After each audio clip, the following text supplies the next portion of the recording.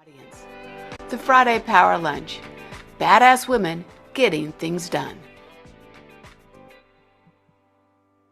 Speaking So, of Carol, badass women, hey, hey, how are you? yeah, Happy New Year. Happy New Year to you too. I think I'm digging that fancy blouse you have on. Oh, Yeah, yeah. yeah, yeah, right. It's great. It's great to have everybody in the room. I just want to welcome everybody, especially our new friends and some of our old friends are here. Phyllis Randall's in the room. Kisses out to everybody. But I want to start the show. We want to open up with our song. And really, when we're thinking about the new year and feeling really optimistic and the new day kind of feeling, and then this week has, as Belle said up in the crew, hold my beer. It's Yeah. it's a Yeah. different. It's stuff is Venezuela, and then the murder of Renee Nicole Good. Yeah. So when we first started talking about this and we were talking about what we were going to call this show, Yes. yeah, I was feeling so optimistic, which I am. And I think the guests that we have on the show demonstrate that when you work at it and when people are behind you, absolutely nothing is impossible. And so when we were talking about that, I was thinking, oh my goodness, this is perfect. We'll do Nina Simone, Feeling Good. Right. And then this thing happened that is probably one of the most horrific things. And the timing sort of changed our mood just a little, not for the impossible happening, but for us to really think about what we have to do in this moment. And that's when you took over and redid the song and I said that did. we're going to, in this moment, We're rise gonna meet it. up. Yeah, and we're going to Right. rise up. And so we're going to do Audra Day and But I rise do up. have a message for our community, for our city, and I have a message for ICE. To ICE, get the fuck out of Minneapolis. We do not want you here. Your stated reason for being in this city is to create some kind of safety, and you are doing exactly the opposite. Look, we all know that the agenda of this Trump administration is to create chaos. Let us respond right now with our best versions of self. This is a moment where all of us in Minneapolis and beyond, we can rise to the occasion. We can show them who we are. We can show them the kind of courage, bravery, love, and compassion that makes Minneapolis, Minneapolis, and that makes America, America. Let's show them something far more beautiful than the kind of division that they're trying to stoke. Let's show them unity of purpose, of love, and the courage of. Wonderful. Yeah. I mean, when we showed this, we just all, got so emotional. And it is this day where I really feel like when we set the tone, I think we're meeting the moment that folks in the room, nothing is impossible. We come here every week. We've been here 9, 10 years. Some of you have been here for 20, 30. And it's going to take what we've always said, all of us. And I think what the mayor said is kind of perfect. And I Yeah. think that to me inspired me. I mean, to be the best, uh, to appear at the best self you can be, right? And even in this moment that's so horrific. Yeah, I think um, what what I what I love about just the opening today, Yeah, starting the new year, we talked about being intentional. intentions. That Mhm. every day we can up with intention, finding optimism where you can, even in the midst Yeah, of all of the things that are happening, because we know that we can do these things.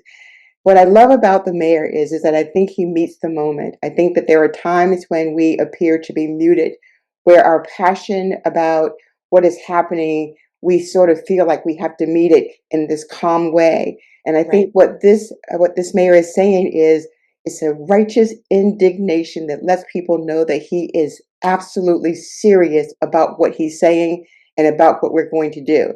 And I believe that it is time for more folks to meet the moment in that way, to not back down. And I Right. think that that's the way to meet this year. Yeah, and like she said, we rise unafraid, and I know that doesn't mean we're not afraid. It means just to have the courage, the courage of our convictions. And I think what we're hearing from people and leaders from Indivisible, if you were on the call last night, I know many of you were, is, getting ICE out, for Good is a big movement, and this is the time, as we say, to strike back at the empire. And because right now there is weaknesses, there are cracks we're seeing, and this is the time that what we see now is a big push. And I just want to bring up the murder of George Floyd.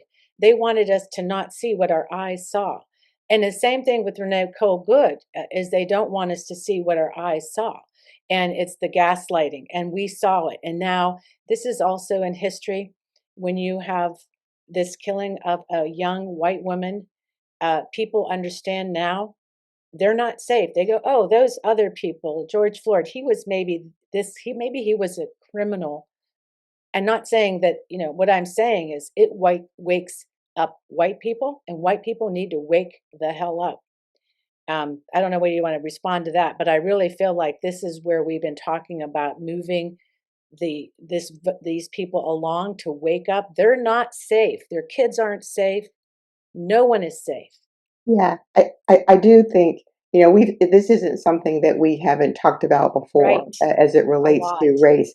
We can see, just think about it. We can see things happen to Black young women all the time. All the time. They're kidnapped, all kinds of things happen, and nothing happens until Say it's her name. a young white woman. Exactly. But the point is, frankly, at this moment, I don't really care what the race is. Yes. What I want is people to pay attention and, to your point, to understand that we are all at risk, that absolutely no one is safe.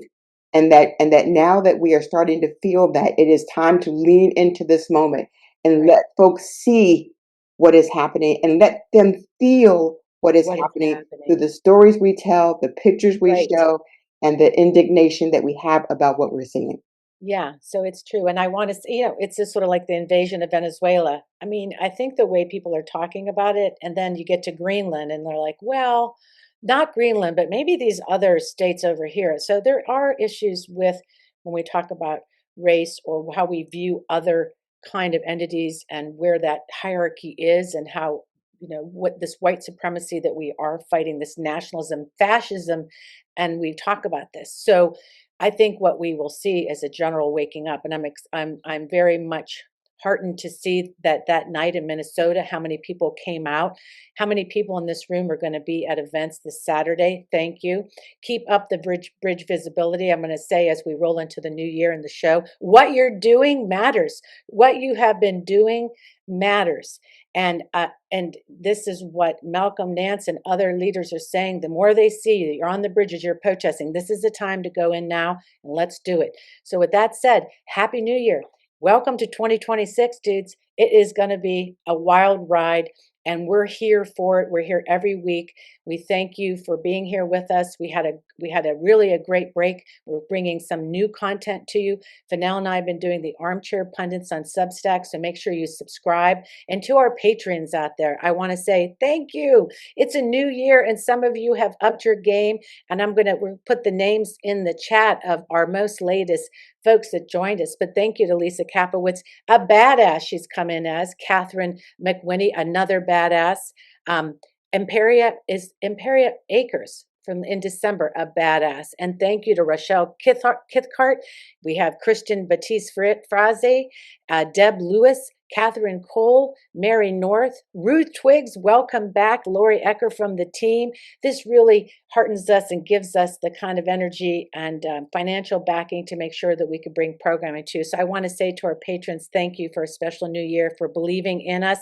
And today, welcome everybody. You are on Network Novas Live, Friday Power Lunch with your hostess with the mostesses, Fennell Norton. I'm Catherine White. We're glad to be here in the room with you. We're in season 6. This is our 6th year kicking it off, and we have Robin Warner back in the pocket up there, and Laura Mack. Thank you, Laura, for being here. Belle Martinez is here. Belle, she's over there, always writing on that typewriter. Dennis Orsinger, thank you so much for what you do. Heidi Dragneff also is up there somewhere. We can't forget Lori Ecker, and Ster Calhoun is back from vacation. Yeah, so thank you. Okay, so awesome. Let's get it started, because we have guests. When we talk about nothing is impossible, we have guests that tells the story about that. Welcome to Congresswoman Jennifer McClellan. double clicks. It's so awesome to start the new year with her. Candy Munden King. Wow, we have a lot to talk about. She is currently the Virginia House Delegates in 23, but she has been elevated to become the Secretary of the Commonwealth. Oh, that is going to be awesome. Nicole Cole, Democratic nominee. She is going to be sworn in for House District 66. Jessica Anderson, also the delegate elect in HD 71. And we have a special spotlight today on Margaret Franklin. She's going to join some of the sisters up in we hope, the House of Delegates, because she's going to be running for Candy King's vacated seat. How about that? She is currently the supervisor in Prince William Board of in Prince William County. So welcome to everybody. So yeah, what do you say? Let's get this party started. I know we're going to went a little longer in our opening, but it is the new year. We have a lot to talk about. So I want to welcome up our next guest, our opening guest, to get things started, Congresswoman Jennifer McClellan in District 4. What do you say? We get her in the room. Hey, hello, Happy New Year. Happy New Year. Thank you for having me. I know, good to see you. When we talk about the House of Delegates, that must warm your heart. That's where you started. Yes. And this Sunday, you celebrate your 20th anniversary. Do you want to talk about that first? Let's go back to talk about what's going forward. Sure. Well, yes. So 20 years ago, on the 11th, I was sworn in as a member of the Virginia House of Delegates, beginning a public service journey. 11 years in the House, 7 years in the Senate, in a special election. So I have a special place in my heart for those that come in special elections. Thank you to everybody that is working to get Margaret elected, even in the cold. Yes. And then came to Congress. So it's 20 years is a long time. It feels sometimes like yesterday and 100 years ago all at the same time, but I'm pretty excited to reach this milestone. I know. When we talk about nothing is impossible, just off the top of your head, what does that mean to you, even in this impossible situation? I think it's if you can't dream it, you can't achieve it. And I think, and I know as a young woman, I didn't dream big enough, frankly. It's funny that I'm in Congress now because before getting elected, I went to law school wanting to be a staffer to a congressional committee. And then, Republicans took over Congress and I didn't want to work for them. So I thought, well, that dream's over, but I didn't dream big enough. Right. And now I'm a member of Congress. I'm the first Black woman to represent Congress from Virginia. I'm a member of Congress in a key pivotal moment in American history. So I think, first you got to dream it. If you can dream it, you can achieve it. You got to never let go of those dreams. Yeah, never think small. When I think about when we thought about this theme and your story, it's like you were made for this moment. And I think that's sort of a lesson when some doors close, that door is waiting for you for a reason. And when we talked about you being there and that confidence we have that you're a fighter, that you're in this moment, friend, you were made for this moment.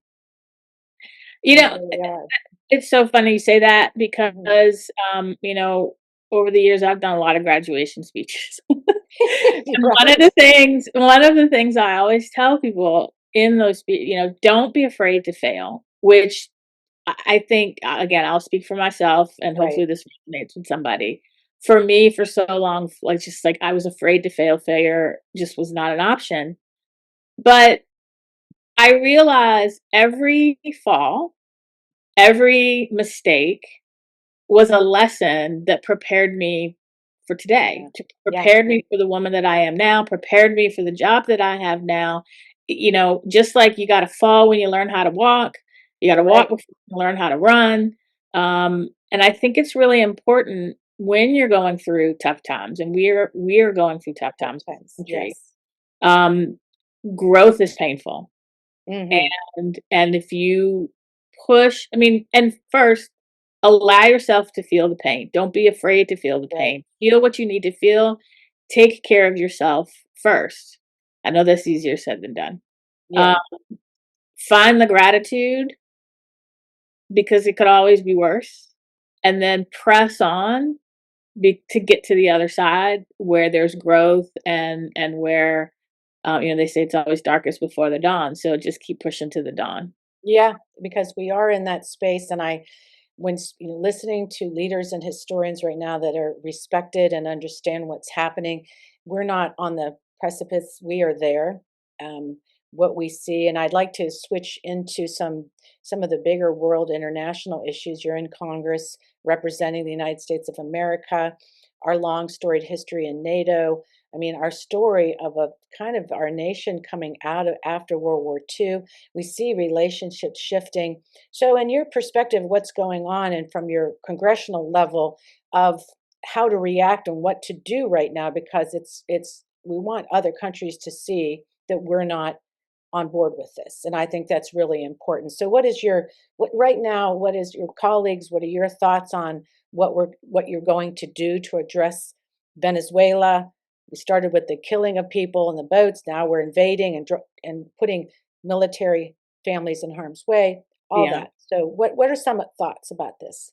First, acknowledge it's a lot, right? Yeah. And Mhm. if you're going, and pardon the pun, but it's a little bit appropriate. If you're going to eat an elephant, you got to take it one piece at a time. Yeah. So really be strategic and focused, and recognize that multiple people have multiple roles to play. So just like Right. the grassroots has an important role to play, members of Congress have an important role to play that we have to play. And Republicans have abdicated their responsibility to be a check on this president, which Right. means that Democrats have to step up and continue to do that. So whether it's Tim Kaine's war powers resolution, I'm co-sponsoring one in the Yes. Senate. We continue to do oversight letters demanding accountability and responsibility. Lawsuits are being filed, the lawsuits not, are- whether on this issue or other ones, because I want to kind of take it, everything that I'm saying related to Venezuela, you pick the issue, it's similar stuff going on. You've got to come at it at multiple fronts and keep talking and keep calling out and protecting people. When the administration violates people's rights, call it out. Work to protect, whether it's the First Amendment, the Fifth Amendment, the entire Constitution, work to Right. protect it, and then fight like hell to take back the House and the Senate this November, so that we really will have the power to Right. hold this president accountable. Which right now, you need 218 votes in the House, Yes. and some good news, we got 218 votes in the House to do a discharge petition to get on the floor a vote on a bill to extend the Affordable Care ACA. Enhanced Tax Credits, and 17 Republicans voted with us. So when you keep pushing, you're going to get those victories. But at the end of the day, you need 218 votes, and the House majority is coming through Virginia. Yeah. Coming through Virginia. I don't know how Let's many talk seats about it's going to that. be yet. We'll find out. But we need everybody fighting in all 11 districts, no matter Yes. what the maps look like. We need everybody fighting in all 11 districts Right. to help us take But back. we do know what the maps look like now, because we went through redistricting that kicked Elaine Luria and made her district more difficult. Put 7 with Abigail Spanberger was tougher, but she was good. She got that district, still was able to hold it. And same with Jennifer Wexton, Sue has Submarinian in that. But we know that they've been meeting. Jeffries has been meeting. We've heard that they're now meeting with Virginia delegation. And I know you don't want to say maybe too much about it, but my worry is we're back to this. The conversation I see coming out is that, well, maybe we don't want to look like we're taking too much because it's going to backfire. And I looked at California, and I think when you talk about it the right way, you're a really good messenger, and you've taken some really important votes because you just go back and you tell people this is what it is. You don't seem to worry about that. You do the right thing. And I think what I'm worried about is this, let's leave some seats and let's be this, when we're not thinking about what we need to get to 218. That should be our goal. And then tell people they came along in California, didn't they? They voted for it overwhelmingly because they understood it. So what are your thoughts on that, what I'm saying? I think until the General Assembly adopts a map, a lot of this is theoretical. Yes. But I We think know they're meeting and talking about it. So I'm just saying, I know, this is our, I know, but Yeah. let me just say, at the end of the day, yeah, we've got to win a referendum. yes. At the end of the day, we need 51% of the people that come out to vote in April to vote for to this. vote for this referendum. And that should be where our priority is right now, because Right. like that's going to be hard. It's going to be really hard to get people to say, you know, I'm going to come out and vote in April, Yep. and I'm going to vote to do this. And that is where my priority is just making Sure. sure that we are doing everything that we can to make sure that the referendum passes. If the referendum doesn't pass, we're not getting the map. We're not getting the map. And it's right. I look at California and I think we can learn some stuff. They had good PR, they had good messaging on it, and they did have a great turnout. We could do the same in Virginia. So I'm just putting that out there, as we say, a little bird is just trying to float around. But I want to wrap up with anything else on your mind going forward that you'd like us to know in this new year. You know, we talked about redistricting, the Congress, we see some cracks going on. You're seeing, you know, Republicans move a certain way. What else are you seeing that really gives you more hope, and also where you think that you want to rise to this fight? I think the hope that I see is that people aren't giving up. And I want to end, I'm going to end exactly where I started in 2025. Okay. I'm going to give the same advice I gave in 2025. I didn't always follow it, so I'm going to give it again. And that is to get through this moment. Focus on what, well, let me back up. Put your own mask on first.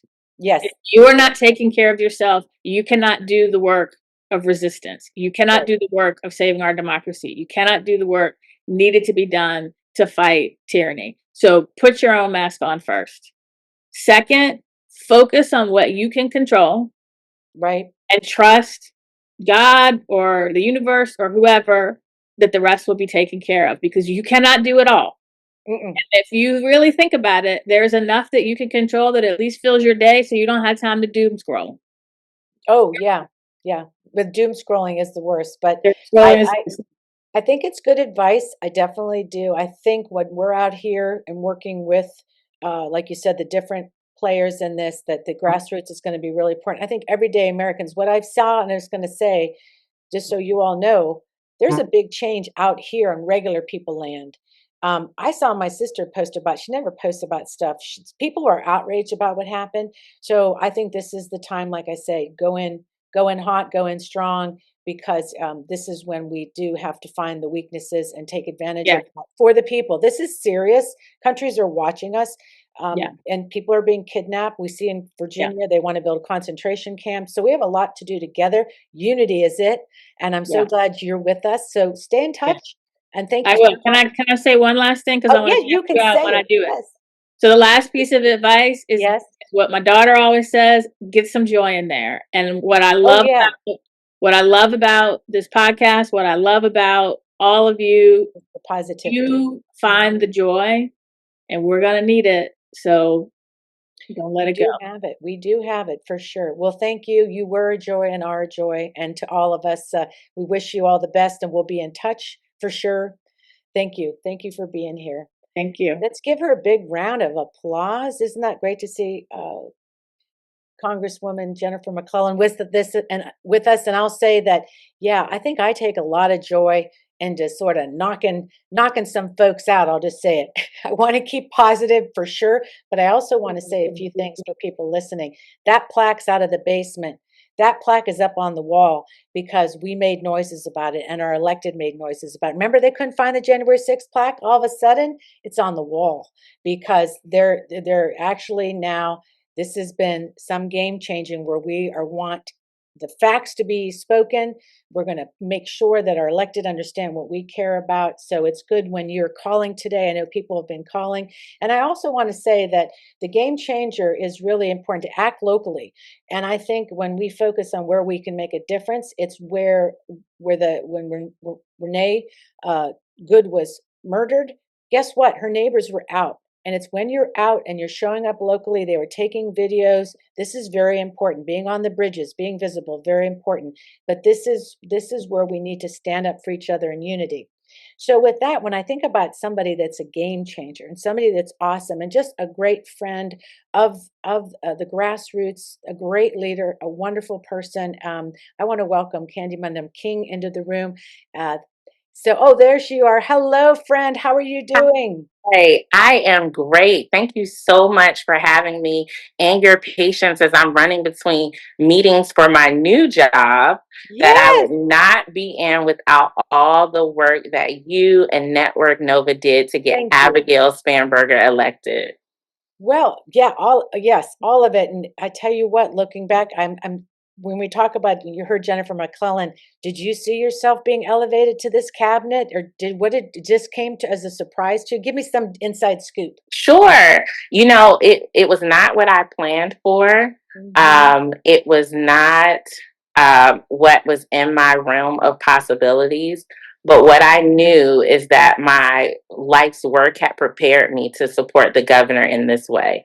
Yeah. So it was a great surprise to even be considered. And it is really one of the great honors of my life to serve in this role. For 238 years, the Secretary of the Commonwealth has assisted the governor with very important work, our university boards and commissions, restoring people's right to vote, helping people get a second chance. And those are things that I've worked on in the legislature, and I'm excited to support in this new role.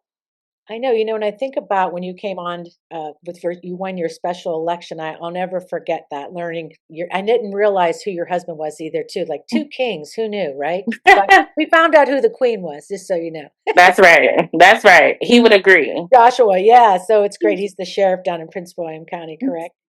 Well, And he's a sheriff's deputy in sheriff's Fairfax County. deputy. Okay, yeah. Well, what I love about your story, and I want to make sure we get a good view of you here, so we're recording, being elevated up and why we feel so good about it. And it really gives me looking into Abigail Spanberger's kind of playbook. She's smart.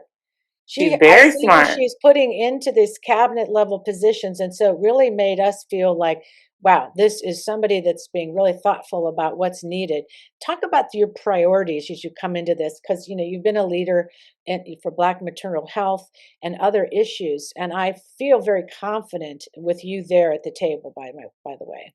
Thank you. We have been charged with affordability and accessibility. And so I'm very excited to work on ensuring that the governor's outreach and constituent services are accessible to Virginians, that Right. people know that when they reach out, they get the quickest, best answer and response. And then looking across the Secretary of the Commonwealth to see how we can make things more affordable for folks and also easier to access. Right. One of the most important roles is who we put on our boards and commissions. Very qualified, great candidates who will work throughout our Commonwealth to improve things for everyone. That's true, and those will be selections that you'll be overlooking on some of these commissions. Yes, I'll just be wondering. assisting. Yes. So the Secretary of the Commonwealth assists the governor in appointing people to boards and commissions. So over 4,000 appointments. Holy cow, that's a lot. And what I love about, we talk about game changer, we saw our state go for 4 years under Republican rule. I mean, even though thank goodness we had the General Assembly under Democratic control, so a lot of the good progress still was being made by Democratic and working with your colleagues and so on.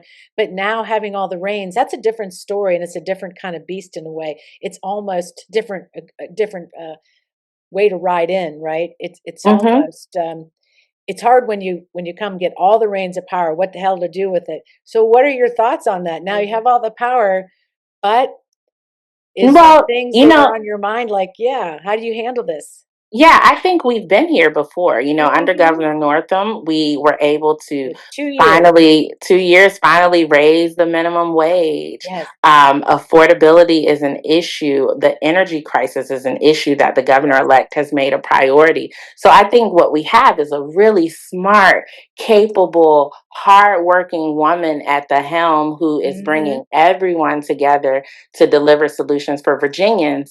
And I think that the group here should feel very proud about the type of people she has assembled. Yes. And so I'm very excited to just be a part. And I'm grateful for all of the support. And I won't be going far, although I have to jump in a second for yet another meeting.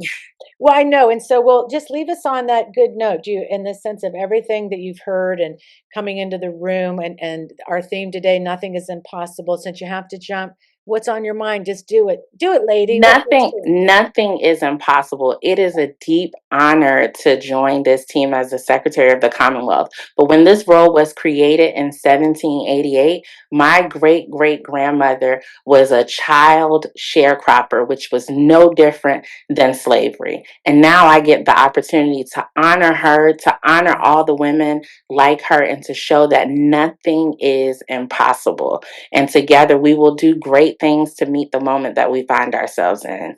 Yeah. Well, thank you. I know you're busy. And here's Fennell to say a quick hi and bye. Hello, hi and bye. Congratulations. Hi. We're so excited. While you're gone, I have to talk to people about the Omnibus bill that you were one of the one of the writers on, that you had that bill that did maternal health for Black women and all the data and statistics to make sure that women are healthy and get the care that they need. So thank you. Thank you. It is my pleasure. And this year, the Omnibus 2.0 is coming back, and will be all those bills that were vetoed by that guy will be coming back. And we'll also be introducing bills to help those with sickle cell anemia. Many of you know that I lost my 15-year-old daughter to this devastating disease. And so we're excited about all the progress for women and those battling chronic conditions will have. So thank y'all so much, and I'll see y'all soon. Yes, yes. Bye. Thank you. Bye, Candy. Yes. What a great segment with Candy, and what really the loss of her daughter, and the wanting to find the cure for this disease that just we're still not there yet. So I do recommend, if you haven't, you could donate to the sickle cell anemia. There is a link. I'll find it later and I'll include it.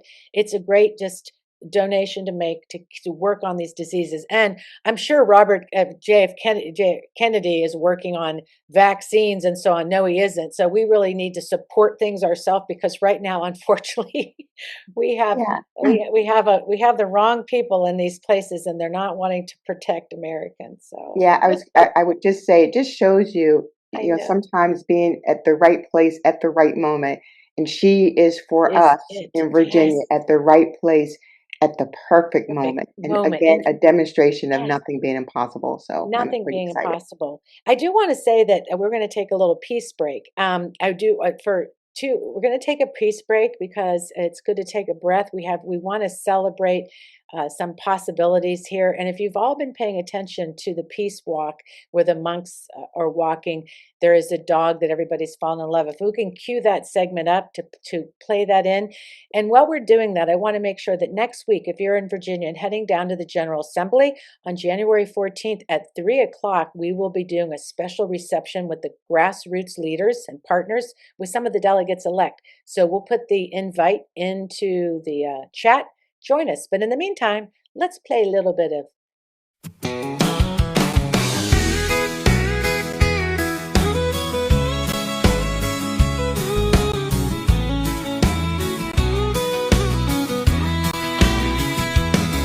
From Fort Worth dust to DC lights, 2,300 miles of days and nights, barefoot paws on a long hard line, walking peace 1 mile at a time. There's a heart-shaped mark on his forehead white, like he was born with a reason to shine. No leash, no hurry, no need to explain. He walks with the monks through sunshine and rain. One step at a time, that's how he goes. Across hot asphalt, wet fields, cold roads. He don't judge the world, just sees it pass, with kindness in his eyes and faith in his path.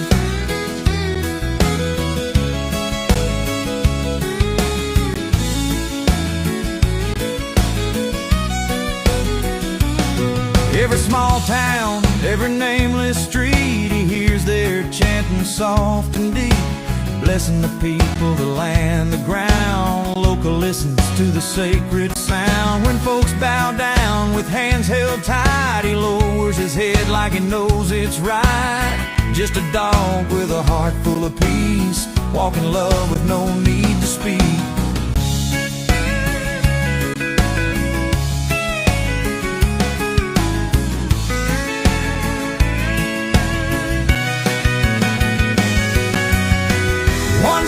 a time, that's how he goes. Across hot asphalt, wet fields, cold roads.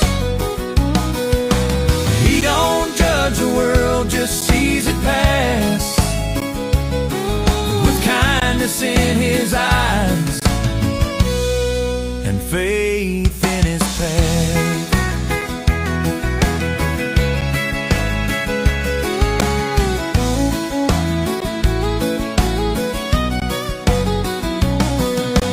Texas roads to the Capitol sky, red robes glowing as the days roll by. No word spoken, yet the message stays. Local walks the mindful way.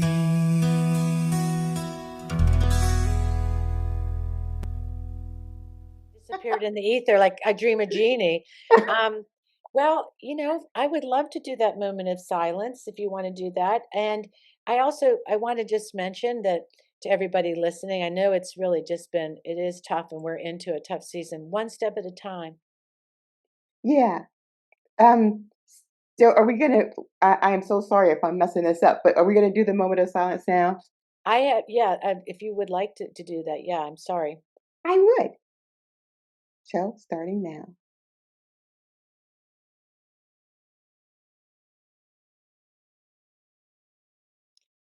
There. All right, then we're gonna jump right back in. Yes, for you, just so you know, being silent's really hard for me, but I did You did it. Zoom you're- silence is weird. But in you- memory of Renee, memory of all those, when I think about all the folks lost by the hands of of just the other side of the gun problems we have, and this kind of lawless enforcement that's not really protecting us all. So let's go over to the other side. I'm gonna leave you, but let's just say, I'm Well, excited for the next lineup. yeah, I'm excited for the next lineup too, but I wanted to say where I really wanted to cry today was watching the monks and the know. dog, which is just so beautiful.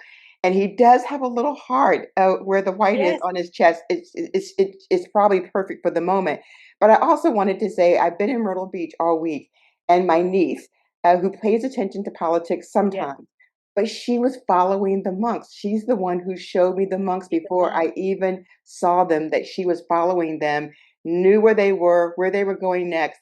And so it just says you have no idea the kinds of things that actually move people. So Well, the monks are going to make it through Fairfax into DC, and I think we should meet. We should definitely. That'd be great to meet them. So I know I want to get out of your space because we have a great lineup coming. yes, we do. Yes, we do. So I am really going to be excited to bring up Nicole Cole, and I'm going to bring up also Jessica Anderson, and I'm going to talk a little bit about both of them. Nicole, how wonderful it is to see you. Jess, how wonderful it is to see you, and your beautiful, fabulous eyelashes. I'll just say. So I know you're talking about Jess and not me. so This was a pre-show conversation is what's happening right now. but this is going to be a really fun conversation. So this is what I'm really anxious, and I want people to know that Nicole, this isn't your first rodeo. Jessica, it isn't yours. And I know people can look up and talk about some of your past history, but that's not what I want to talk about today. What I want to talk about is the fact that the person that you beat to become and you're going to become our new delegate, had been there for 36 years. And so I want to know, Nicole, when all the tallying was done and all the votes were in, what was on your mind? What were you thinking? I was excited, actually. I always believed that I would win because I knew I was going to put in the work to get the votes. And so I was excited for the evening, for the watch party, for and anticipating the announcement, the phone call saying that I have won. So and everything that happened the day of the election. I mean, I know we had left, nothing on the table, as far as advertisements, and we had a community engagement RV. We knocked tens of thousands of doors, and so and then on election day, just from the way that I woke up that day, the energy that I woke up with and just the feeling, the calm that was over me. And then we went to as planned, one of the bakeries and Dawn Bakery in our district in Dawn, Virginia, which is in Caroline County. We had intended to start there. That's the southernmost point of our district, and have breakfast. And they were supporters. And while we were having a biscuit, me and my campaign manager, a father and a son came in with their hunting gear on, and they had just come from Dawn Library and had voted for me. And so that's how my day started. And so, so really, I was excited for what was going to happen, for the flip that was going to come for our district to have new leadership. Wonderful. Yeah. Wonderful. Thank you. I'm going to come back. Jessica, this isn't your first rodeo. And in No. 2023, you lost just by a hair, but you never, ever stopped. And what I found so interesting about that race, we know how important money is, but during that time, you said this wasn't about money. So you started preparing right away for this race. So can you talk a little bit about that? And then we also want to know what it felt like for you when the last votes came in. I did not wake up quite as hopeful as I think Nicole Cole did on election day. And obviously we had the same outcome, which is fantastic. But yeah, I was a little gun shy going in because obviously 2023, I really put my heart and soul in this campaign. Unfortunately, during that election cycle, this was not deemed a competitive seat. There was a lot of data that I think people were looking at that wasn't the right data. And I knew that it was a flippable seat. So I did the work. You guys know, and I know that Network Nova came over despite, a lot of other orgs not being able to kind of participate in 23, but you guys came down and did some great work for me. But I knocked over 7,000 doors, and then we had maybe another 2,500 from volunteers and a select few of orgs that committed to the campaign. To compare that to this cycle is night and day. I think we exceeded over 50,000 doors. 7,003 of them were mine. And, it was just a different excitement and participation. I think I inspired a lot of people in 23 that, things could change and the seat could be flipped. And I think that inspiration caused a lot of people to want to participate and be a part of the process in the campaign in 2025. Like you said, I never stopped. All during 2024, I was knocking doors for Leslie Mehta, and who is now one of our cohorts and fellow freshmen, but knocked doors for her congressional run as well as for Kane and Harris Walls. I stayed very present in the communities within my district and tried to be as present as possible at events and, not only political, but just everyday community events. I went to the parade out in the predominantly minority community and said, hey, I'm still here. I'm not going anywhere. I don't need your vote this year, but I want you to know that I see you. And that resonated with people. And these are people that I'm excited to say are going to be, coming up and participating in our little ceremonial swearing in that we have on the weekend following Spanberger being sworn in. But I think it's just making people feel seen and heard, and the number, and I know that Nicole Cole experienced this, I know a lot of the other freshmen experienced this, the number of people that surprisingly were Trump voters, but our voters, because of the fact that we really spoke to the messaging of what we were running on, and we had the conversations. And I think that it was a reminder that the grassroots effort, even with the money, being on TV is great, being in people's mailboxes is great, but there is no better element to winning and having that victory than having the conversation with everybody, no matter where they land politically. And I think we did a really good job across 13 districts, apparently, to bring that to reality for Virginia, which is so exciting. So I want to ask both of you the same question, and we'll start with you, Nicole. And the question that I want to ask is that you guys, you're younger. I want to hear what newness and freshness that you plan to bring to the General Assembly. And actually, I'm not that young. I'll take it though. I mean, and I'm only like, I was like, it's relative. I'm young in this delegacy, but I'd say to Joshua Cole, who is probably about 15 years younger than me, or maybe 10, I don't know. Anyway, that, you know, he's my mentor. So it makes me feel young. But in mine and in the way that we think about our district, yes, absolutely, definitely younger than my predecessor. Mhm. And I think the ability to bring more of a openness of thought and mind to this role as delegate and representing my district. Also, bringing in someone who is more in, or I feel like I'm more in touch with what younger adults might need and want in order to thrive and be successful. And in that, more of the aspect of I have young adults who, as children, who I think of and their friends, and having that perspective for what they need that we can do to legislate to make things help them to be more successful, whether that's in supporting public education from K to 12 or even in higher education opportunities for them, where it had, you know, where it hasn't gotten done, that work hasn't gotten done before, or on the, you know, on the career education and everything, to be more intentional about making sure those supports are there for young people. I mean, and that sort of gets to a lot of issues like this, a whole affordability issue. We're Mhm. sort of, you know, I think that the perspective is less on young adults being able to, you know, sort of get out here and pay for their housing and stuff, than it might be for seniors when we have an older delegation, or older politicians.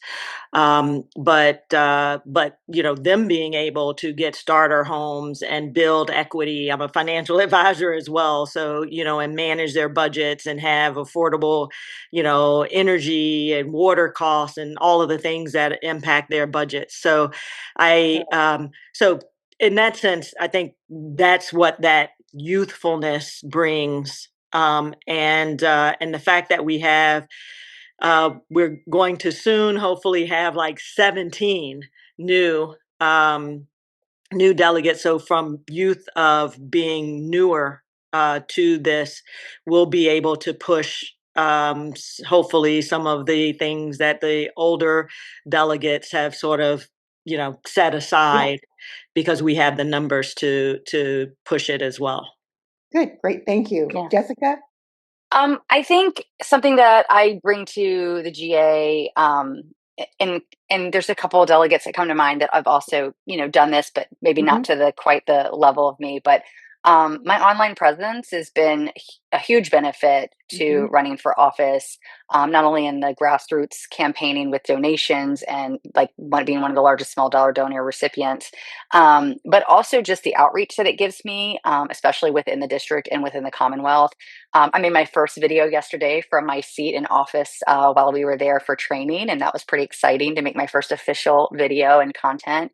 Um, but that platform has allowed me to tap Mhm. into a lot of younger generations of the age of my daughter. Like, I too have a 21-year-old. I will be actually next door to her at my Airbnb as of Monday, ironically, because she's a resident of Richmond, and former VCU grad. But you know, I have her to kind of talk in my ear. She is very liberal, very progressive, has a lot of great ideas and really strong feelings about the things that are happening in our world. Have a great relationship with all of the orgs at William and Mary. I represent a college campus, you know, district, and they were a huge part of my campaign, from door knocking to phone banking to just showing up every day to help other people be supportive of the campaign, especially on election day. And I do feel like there is this generation that by and large have felt very unseen and have, because of that, kind of stepped away or disconnected from politics. And I think that they're starting to see the writing on the wall that it's either act now or we may not have Be anything left left. behind. Yeah. And so I think that making sure their voices are represented, no matter what age we are, like obviously I'm 44, and have children that in that Gen Z and Gen Alpha age that is kind of coming up into this, world that really they've known nothing other than a Trump administration, which is kind of terrifying to think of. But just kind of being able to make something that I really wanted to do that I know this district has not had, maybe not ever, is accessibility. I want to make sure that they know and understand every aspect of the policy that I'm introducing, the more controversial policy that other sides of the aisle and ourselves may be introducing that becomes, mainstream news, and making sure people understand all of the data and information behind those through my content, through my newsletter, through my ability to just have the conversation and welcoming people into our office, both here in district and in the Capitol. And like, I think accessibility is something that has really gone away. And in this particular district, it was considered staunchly safe red for so long that my predecessor and even her predecessor got away with not having to answer the questions, not having to do the voter outreach and the constituency services in the respect of like actually owning and, taking accountability for their votes. And now, I recognize this seat is one that is very competitive. Yes, I won by 6.5%, but that's not to say if I don't do the work of the people and communicate that work, that this remains a safe seat for me. So I think that's something I really look forward to bringing. It's just the accessibility of what the legislative process looks like, because I feel a lot of people think it's complicated. And while there is complications and nuance to it, it can be a lot more accessible to everyday people than people realize. And I'm excited to be a part of that. That's fantastic. I know we only have just a short amount of time, but I want to say two things about the youth of both of you, which is youth to me. But what I will say though, and hopefully I don't get struck by lightning for saying this, but Marjorie Taylor Greene was recently, there was an article on her, but she understood, or at least admitted understanding the Affordable Care Act because her daughters told her about their health care and how much it was going to cost. So for whatever that is worth, the point is that you guys have people in your lives that you listen to. And I think that's the important point here, is to listen to people who don't pay attention to politics, but they're in your lives, they're younger, and they can tell you the things that are important to them that we should be thinking about. In the few minutes that I have left, I'll give you guys 30 seconds to answer this because I thought it was so powerful from the Congresswoman. And that is, have you guys been thinking big enough? And what are you thinking big about moving forward? 30 seconds. So let's go, Nicole. So I'm thinking big about the opportunities that we have to implement ideas that will actually impact our community here on affordability, on education, healthcare, energy, all of the things. Yes, I feel like I'm thinking big and making sure and going to continue to do so to make sure that we can make a difference here. Wonderful. Jessica? Absolutely. I mean, I have one bill, to tell you don't fall in love with your bills. So I'm trying really hard not to.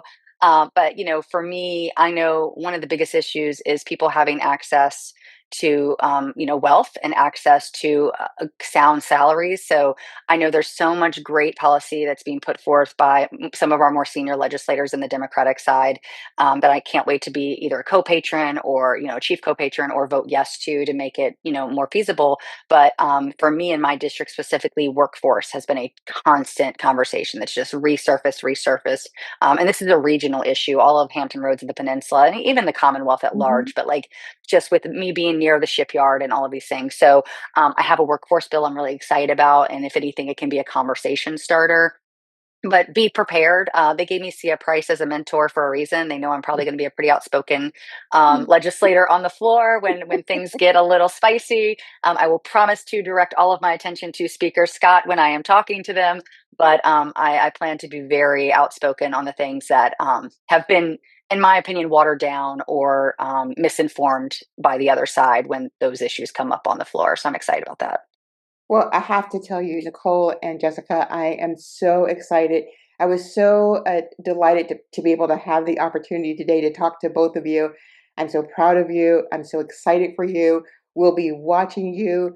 And so, Jessica, I will say, don't be quiet. I will never be quiet. I Don't you worry. love You don't have a to tell little me bit that. of righteous indignation never hurt anybody. So you guys will be fantastic.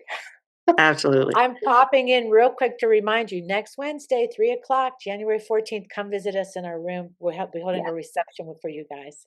All right. Appreciate it. Thank you for Oh, that. Thank you for all wonderful. your Catherine, support. you're welcome. Thank you guys. Catherine, you're going to hang with me because we're going to talk to Margaret Franklin I am together. so excited. We talk about more people joining this House of Delegates. We have special elections going on in Alexandria. You know, Elizabeth Bennett is going to run for Senate. We have everybody's been elevated and the new people are coming in. So new leadership is always great. And Margaret Franklin is somebody that if you haven't been watching, she is a rising leader, been already a leader. Welcome, Margaret Franklin. Good to see you. You ran for Congress. That's where we really were saying this woman, she's looking to go and bring her skills and expertise to the next level. So you're right now the supervisor in Prince William County. So I'll hand over. Let's get this conversation Yeah, started. Why? let's Yeah, get this but, go ahead. conversation started. So what's so really, this is wonderful because you know how we feel about Candy Munden King, and Yes. and you're going to be running to replace her seat. So to replace her. So talk to us a little bit about how you got to this moment. Sure. Well, first of all, thank you all so much. Thank you, Catherine, for the invitation, and thank you. I mean, I think at its peak today, there were about 180 people on. Well, we So want this is 500. Let's go. Come on. this is an important group by the numbers alone. So I'm so happy to be here. Look, I was elected to office 5 years ago on the Board of Supervisors in Prince William. It is true that I did run for the congressional seat, and I'm so happy that all of us that ran really rallied together and you know in support of Vindman and you know I talk to Delegate Sewell quite often as well as others and so I'm just really blessed and humbled to kind of be in this moment to run for the 23rd.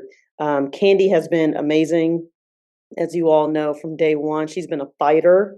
And it's so funny when I go into the community, you know, I get three separate responses. Some people say, yep, we support you. We're good. Some other people will say, are you Candy King? And then I pause and I say, yes, can I have your vote? And then the third is, you know, you have such big shoes to fill. And it is true. I mean, Candy was a fighter in Richmond, and I want to make sure that the 23rd is not losing a fighter, and they won't be with me. I plan to fight just as hard. But we have a lot of work to do between now and next Tuesday when the election is. And I think in the past 3 weeks, which included the firehouse primary that I was in, I've run a campaign that would take a year or so in a 3 week period. So we have been hustling. Candy has been incredibly supportive since minute one. And so we are just looking to run across the finish line. Wonderful. Fantastic. So I know we're really behind you. Catherine wanted you on here so that folks had a chance to meet you. So I guess we'll just say, get to work. Well, I want to say too, what can we do right now? Like you said, this is closing in. We have a special election, for instance, tomorrow in Braddock, everybody. If you live in Braddock, in Virginia, all we've been doing since we've been winning is winning more races and more races. So you do get you get a little worried about turnout, correct? This is where sneaky things can happen. So in the next so many days, from Friday to Tuesday, one, if you could put on the chat or somebody from your routine, how can we help you? Absolutely. And someone did ask, I put in my campaign manager's email address. So we are doing phone banks and canvases. Oh, great. We have a phone bank that I think we're launching on tomorrow. But if you either reach out to me and Catherine has all of my information, but if you reach out also to my campaign manager who's in the chat, we can send that information to you all. We also have 2 canvas launches this weekend. We have one on Saturday in Stafford, and that's at 2 p.m. At a private home. So send me, well, actually, Catherine, maybe I'll send you the information. Yes, you can send it. I think getting boots on the ground, phone banking seems to reach people quickly. Social media, so whatever assets we get, we can try to share out. And it's really important for people in the district, like you mentioned, Brianna and Candy. Mhm. they can send stuff to constituents. And this is where people, even in my neighborhood, people are like, are we supposed to be voting and where do we vote? So are all your polling places Right. open for this race on Tuesday? Is it like a regular, all polling places in your district for this seats open, correct? That is correct. Big And I city put it here. in my website. But I'll say for the canvas launch, it's Tuesday in Stafford. Delegate-elect Stacey Carroll will be there. Oh, Joshua Cole, as well as Senator Jennifer Carroll Foy, and Senator McPike will be helping with the Stafford wow. launch. Mhm. We're also doing a Sunday launch with our unions here in Woodbridge, and again, we'll send that out. And that's going to have Congressman Vindman there, Oh, as well as some of our other local electeds. So there are opportunities to get involved between now and then. Someone asked about a donation. oh, Absolutely. sure. As we We always close like out, money. the more we can do. And so my website's there, and yeah, feel So, free to All right. reach out. yeah, the one thing that I'll offer as you get to work is Antonia Scatton said this to us in one of our calls, and she said, places that you can't be, if you're in video at those places, people feel like you are there. And That's so, right. and then Jessica Anderson also just talked about the power of social media and getting out there. So, you only are one person and you can't be everywhere, but so social Right. media and getting yourself out there where you can't be will be powerful, especially because time is so short. Yes. That's Well, thank absolutely you. right. Well, Margaret, I know you'll be back with us again and tune in. Once you register, you're always a friend of the show. And we only change our link once in a while for security. So just, yeah, it's always fun to listen in as a candidate, even if in the background. So thank you. Good luck. I know you're going to Thank win. you. And we'll see you down at the Appreciate it. House of Delegates, because literally you'll be there Wednesday if you win, correct? That is correct. What Next the week, heck? got to get going. You That's guys right, better because pack your nothing. bag now. That's Get your right, bag packed. because nothing's impossible, Margaret. Nothing's Nothing's impossible. impossible. Pack that It's bag true. now. Let's pick it out. We'll see you at 3 o'clock at the reception on January 14th because you're going to win. I'll see you there. All That right. sounds Thank you great. so much. Yeah, Thank so you good. all. Thank Bye. you. Bye. Woo! Oh my God. Our first show back. We kicked off season 6 with the most 5 awesome, awesome guests. And how are you feeling after back in the seat? We've been gone for a couple weeks. You feel rusty? Yeah, I feel a little Sore? Your butt rusty, sore? Your but butt that's sore? okay. I'm a little rusty, but that's okay. If you're in Myrtle I'll. Beach eating hush puppies. You're eating hush puppies in Myrtle Beach. Of course you're rusty. A little rusty, but yeah, I'm glad to be back. I think today's show was pretty awesome, and when I was Yes. taking notes about what I wanted to just follow up and just say Yes, go ahead. is that this is the moment. I'm going to take Congresswoman McClellan's words to say, how do you eat an elephant? And I always have said that myself for my teams, one bite at a time. So that means find your role. But I also think this is our opportunity to dream bigger in terms of what we think we Love can that. do to get through these moments and to help wherever we can. So how do you eat an elephant? A bite at a time, find your lane and dream big. We can do Dream anything. big, I think, and this is where when people tell us we don't have the power or I don't have this, and what we know is dream bigger. Nothing is impossible, and joining this community, becoming a patron to support us, and thank you.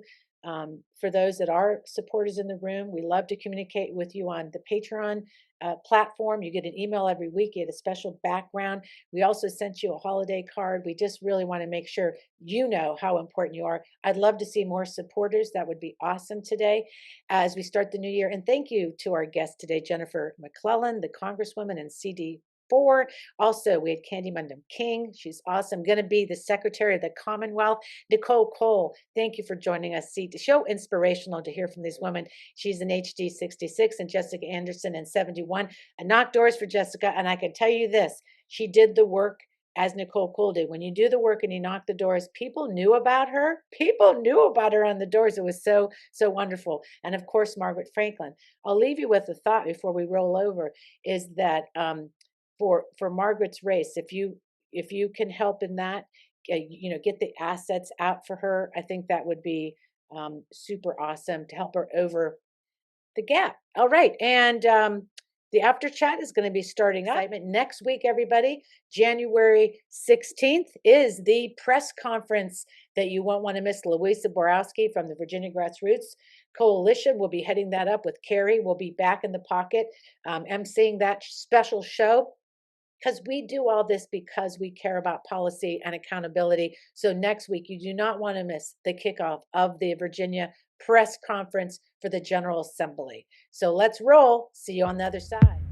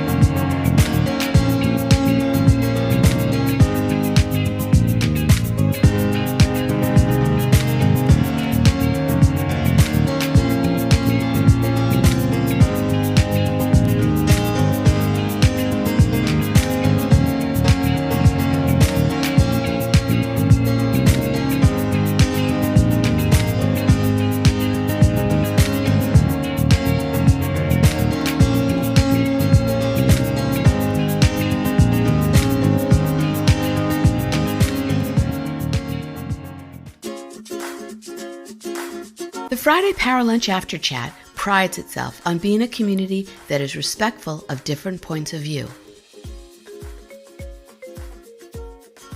We encourage them, but just a reminder,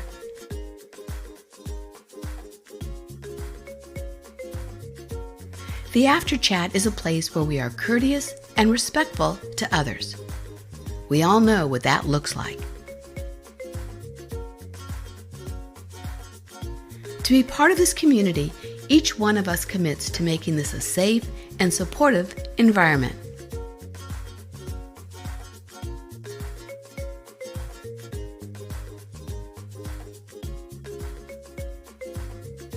Let's get this after chat started.